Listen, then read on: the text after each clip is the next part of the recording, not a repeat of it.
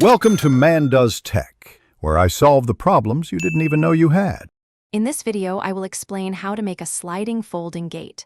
First, precisely measure your gate opening, considering both width and height for a perfect fit. Next, select your materials. Steel offers maximum security, while aluminum is lighter and wood provides a classic look. Finally, gather all your tools, including a welder, cutting saw, and safety gear, before beginning any construction. Now, let's construct the gate frame. Cut your chosen material into precise lengths, ensuring all angles are perfectly square for a stable structure. Weld or securely join these pieces, double-checking alignment to prevent any warping. Incorporate vertical and horizontal supports, typically spaced every 2 to 3 feet, to enhance the gate's overall strength and rigidity.